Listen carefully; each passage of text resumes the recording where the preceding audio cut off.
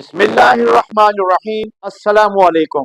मैं हूं मोहम्मद शबीर राजा और आप देख रहे हैं मेरा यूट्यूब और Facebook channel RS news inside. आज की वीडियो में हम बात करेंगे पाकिस्तान के जुडिशल कमीशन की जानब से तश्कील दिए गए 7 रुकनी आईनी बेंच के बारे में। इस बेंच की सरबराही जस्टिस अमीनुद्दीन खान करेंगे और इसके साथ ही दीगर अहम नकात भी ज़ेर बहस आएंगे। तो आइए इस खबर की तफसीलात पर नजर डालते हैं। पाकिस्तान के जुडिशल कमीशन ने जस्टिस अमीनुद्दीन खान की सरबराही में 7 रुकनी आईनी बेंच तश्कील दिया है। ये फैसला 7 के मुकाबले में 5 वोटों की अक्सरियत से किया गया। बेंच में शामिल जजेस में chief justice Yahya Afridi, justice Mansoor Ali Shah, justice Munib Akhtar, Umar Ayub और शिबली फराज ने इस फैसले की मुखालफत की।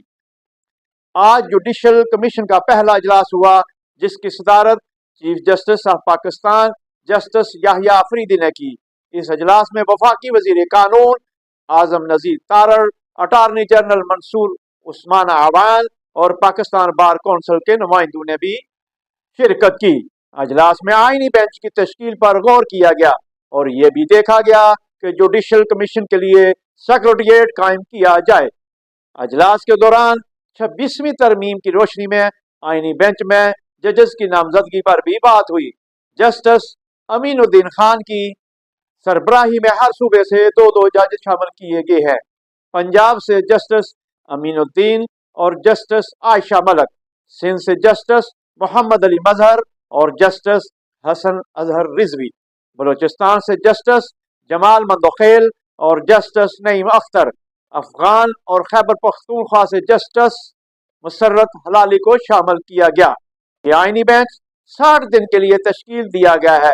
जस्टिस अमीनुद्दीन खान आईनी बेंच के सरबराह बनने के बाद प्रैक्टिस एंड प्रोसीजर कमेटी के रुकन भी बन गए हैं। याद रहे कि इससे कबल सुप्रीम कोर्ट के सीनियर तरीन जजेस जस्टिस मंसूर अली शाह और जस्टिस मुनीब अख्तर ने 26वीं आईनी तरमीम के मामले को फुल कोर्ट बेंच के सामने पेश करने के लिए चीफ जस्टिस याहिया अफरीदी को खत लिखा था।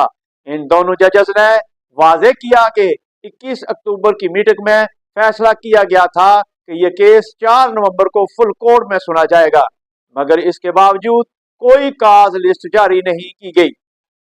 उन्होंने 31 अक्टूबर को चीफ जस्टिस से मीटिंग बुलाने की दरख्वास्त की थी और बाद में खुद इजलास मुनक्कद करके 26वीं तरमीम के खिलाफ केस को फुल कोर्ट के सामने पेश करने का फैसला किया। अगर आपको ये मालूमात मुफीद लगे तो बराह करम इस वीडियो को लाइक करें, हमारे चैनल RS न्यूज़ इनसाइड को सब्सक्राइब करें और इस वीडियो को अपने दोस्तों के साथ शेयर करें ताकि वो भी इस अहम खबर से आगाह हो सकें। आज की वीडियो में हमने जुडिशल कमीशन की जानब से तश्कील दिए गए आईनी बेंच के बारे में तफसील से बात की। हमें उम्मीद है कि आपको ये वीडियो पसंद आई होगी। मजीद मालूमाती वीडियोस के लिए हमारे चैनल के साथ रहें। इसी के साथ इजाजत चाहता हूँ। अल्लाह हाफिज।